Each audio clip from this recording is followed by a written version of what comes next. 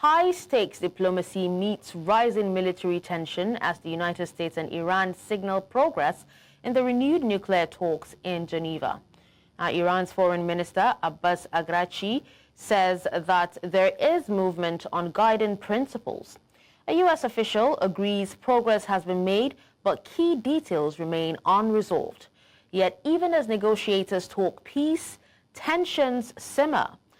Iran's Supreme Leader Ali Khamenei has warned President Donald Trump against military escalation while parts of the strategic Strait of Hormuz face temporary closure amid Revolutionary Guard drills, a move that could rattle global oil markets.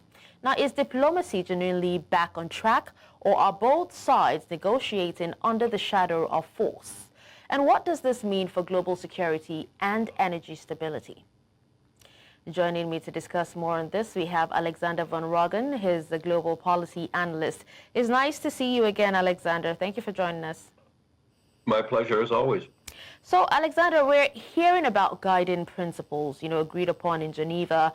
What does that actually mean in diplomatic terms? Well, you have to read between the lines. It's basically keep it civil and keep the Trump talk out of it. But also, we have to look at the history of Iran's deals with America. The guiding principles is Iran wants to keep the focus on these talks on nuclear discussions and sanctions by the U.S. They don't want to talk about missiles. They don't want to talk about proxy support for Hamas and other proxies causing disruption in both Africa and the Middle East. And they want to follow Geneva Convention rules.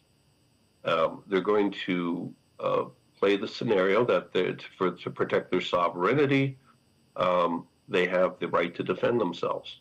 And as long as the weapons they produce are under the Laws Act, the laws being lethal autonomous weapon systems, pursuant to the Geneva Convention, they have the right to produce their ballistic missiles, which is an issue that Israel is staunchly against, and Israel has a strong influence on America. So they're using these principles in what they're dealing with in what I guess from an Iranian perspective is patient diplomacy. It's a negotiating tactic. Draw it out, keep talking, and hopefully we'll reach a settlement that's somewhere in the middle from where we start from. Hopefully favoriting our terms. So that was the groundwork. The U.S. has sent their delegation in, Jared Kushner and Steve Witkoff, and there'll be announcements that the talks are going well. So that's the guiding principles addressed to this negotiation. All right, now you talked about patient diplomacy. Now, let's link that, to the U.S. military buildup and also Iran's drills, near the Strait of Hormuz. Are both sides negotiating in good faith still, or negotiating under pressure? Well, I would use the term shotgun diplomacy, not patient diplomacy. Trump is a guy that likes to get things done. You'll remember not so long ago, there was a 12-day war with Iran, Israel, and America. Yeah. They targeted the nuclear facilities. They targeted the military leaders of the regime and the nuclear scientists, which were all eradicated. The show of force from Trump's playbook is to be the catalyst to reason. Now, we have to go back to understand the mechanics that started this.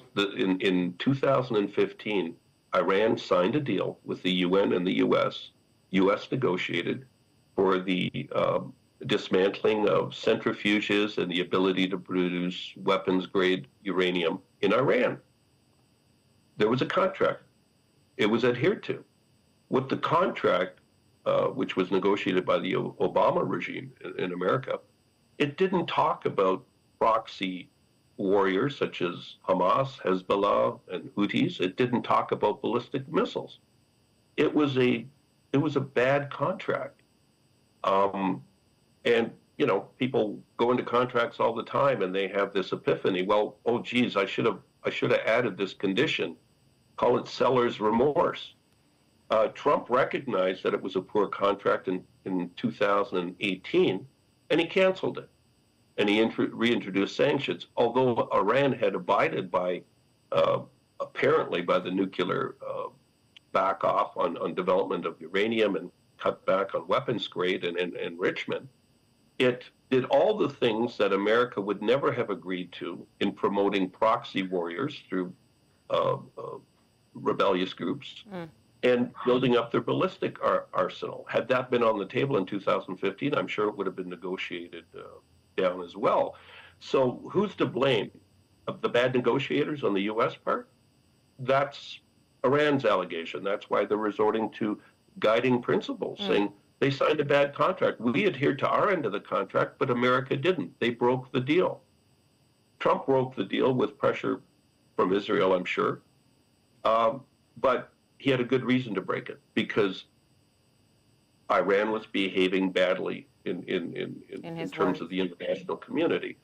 So this is part of the negotiation now in Geneva. And if they're going to format a new contract, it's got to be all-encompassing. And that's why it's complicated. Oh, yeah. So on one hand, you have Iran insisting that its missile program is non-negotiable. And on the other hand, you have Washington wanting or urging for broader talks beyond nuclear issues. So you are saying that this is definitely a central stumbling block. Definitely. And it's a big concern for Israel. People are playing poker here. Maybe they're bluffing. Maybe they're not. Is the Israeli Iron Dome as strong in defense as what it's purported to be? Iran had dropped, I think, 19 missiles on Israel back in June. 2 of them penetrated the dome. Now, that may be a poor ratio, but it could be very effective in terms of damage that's caused, depending on the strength of that ballistic missile and the ordnance that it's carrying. Hopefully not nuclear, but still, there's some very powerful bombs out there. So that is the question. Is Iran bluffing on their ballistic abilities? The Iranian people are very proud. You have to look at the Persian culture. America shows force by sending aircraft carrier, now a second aircraft carrier on its way to show extreme force.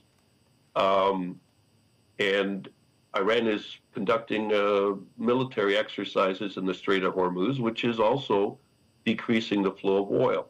And they're using the global oil market as a catalyst to better negotiation and the effect it's going to have. And they're showing that they have strength. They're not playing their card yet on the missiles. They don't want to. At the same time, they're battling an insurrection within their own country for regime change. Yeah. So it becomes a perfect storm of yes. pressure. Speaking of the regime change, because we know that President Trump has spoken about, red lines. How does the rhetoric or rhetoric like that affect the negotiating atmosphere? It's intimidation tactics. It hurts.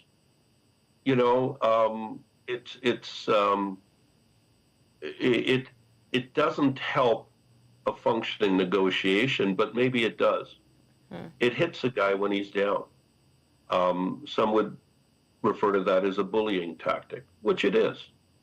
I think there's a reason Trump isn't involved in the direct negotiations, because he doesn't have a filter.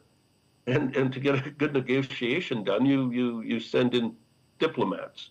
Now, whether Jared Kushner and Steve Witkoff are deemed as pure diplomats, I would question that too. They'll be a little bit more abrupt, but that's America's position here. They're going to be polite, and they're keeping these negotiations congenial. It's also important to note that Ramadan started yesterday, which is the Islamic holiday, and there's two rules of thought here. Do you attack during Ramadan, or do you respect Islam and allow the talks to continue and wait till Ramadan is over, which is about a month from now? that becomes a very political subject. All right. Now, you talked about the Strait of Hormuz, and this actually carries about a fifth of global oil flows. So if tensions escalate, how vulnerable is the global energy market, especially for imports-dependent regions like Africa? Well, Wall Street loves an excuse to produce churn. Wall Street makes money when people trade in and out of stocks. They don't make money if people hold on to stocks. So you have oil futures, you have oil stocks. Wall Street makes money on a down market. They make money on an up market. America is one of the largest exporters of oil. They're a net exporter of about 10 million gallons or barrels a day. If oil goes up, America will benefit. Let's talk about the Strait of Hormuz. 75 to 80% of those exports go to Asia, China being the biggest purchaser. It's going to hurt China the most. Well, America's not really going to care about that, especially if they're making extra money. Africa will be affected primarily in Eastern Africa. Kenya probably the most, and then the landlocked countries, Uganda, Rwanda, they'll be affected a little bit more. South Africa, they do about $900 million a year in trade with the Middle East, but they also get oil out of Nigeria through Dangote. So I think it'll be a temporary situation at worst. And will it affect the prices? Yes. Will they come back down after this is all settled? Of course it will. But it'll be an excuse for some profit taking. So we have to look at those agendas behind the scenes as well. All right. Now, Alex, there is obviously deep mistrust, between both sides, especially after agreements or previous agreements collapsed. Now, what mechanisms, could realistically rebuild confidence this time? Is there like a pathway back to something resembling the 2015 framework, or, are we in an entirely new territory? Well, I think, yes, there is a pathway back. The distrust that Iran has from America is that they went ahead with developing proxy wars to destabilize the Middle East and Africa with the money they were receiving from the oil that had sanctions lifted on it. Trump's position was that money should have gone to the Iranian people. Instead of that, you were financing proxy wars and terrorism. And you also developed your own ballistic missiles. That wasn't the intention of a good faith agreement. So that's America's stance. So any new agreement is going to have to involve missiles. Iran's going to say we have the right to self-defense. So whatever you demand upon us, you can't strip us of our ability as a sovereign nation to defend ourselves. That's under the Geneva Convention. So there'll be a modification there. Israel wants it completely stripped of any ability to be aggressive or defensive. And that's perhaps going a little too far by international standards, I think. There's a deep distrust there. And because of the proxy wars with Hezbollah and Hamas, in particular in Gaza. And, the October 7th massacre of 1,300 Israelis is a case in point. That doesn't go away. That memory lasts, and that deep resentment lasts as well. So there will have to be a de-escalation in ballistic missiles. The nuclear treaties and the destruction or the shipment of weapons-grade uranium will have to continue. That, from Iranian perspective, is on the table. The missiles aren't. And, of course, we've got to talk about their proxy funding to terrorist groups, which they still deny, but we all know what's happening. So it's going to have to be an orderly withdrawal that is satisfactory to the U.S. and to Israel. And then that will go hand in hand with a pro rata the elimination of sanctions. So it'll be tit for tat. You do this, we'll do that. You do a little more, we'll do a little more. And it'll if you show progress and you do it with ultimate transparency, then maybe there's a chance here. Now, while this is going on, there's still disruptive forces from within Iran for a regime change. In a perfect world, from Trump's perspective, the Iranian people take over their own country, they eliminate the Khamenei, and they reopen trade with America and Europe. That would be the best outcome from America's perspective. Do they want to have boots on the ground? Do they want to occupy Iran? Absolutely not.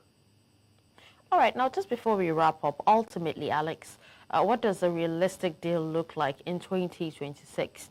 Are we seeing partial sanctions, relief for limited enrichment, or more comprehensive reset of relations?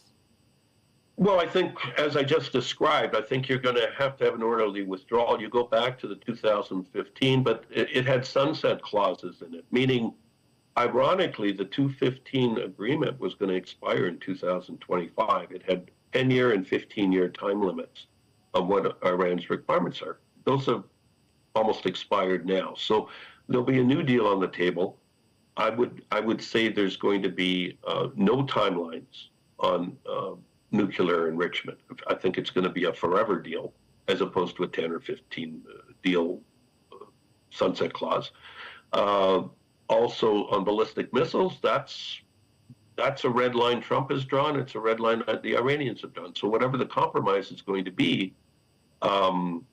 it's got to be an orderly one. So that's I see that as the only way moving forward here. And if the tactics are to drag things out and build up more resistance in Iran, then it could result in a shot across the bow from America, where they'll target military facilities, nuclear facilities again, and it'll be much more intensive than the June 12-day war was. That's the ultimate situation, and Iran has threatened by attacking its neighbors and U.S. bases located within its neighbors in the Middle East because it's within range of Iranian missiles. That's the threat. How effective could it be? How effective would the U.S. be in taking out those missiles before they can launch? That is the poker game here. Is it a bluff, or are you holding a winning hand? The Persian culture and the mindset is they want to walk away winners in negotiation. They want to save face, and they want to feel that they've come away with something more than what they went in those negotiations. Okay. That's the bottom line. All right. Well, thank you so much, Alexander von Rugen, a global policy analyst, for joining us and speaking on this. Thank you.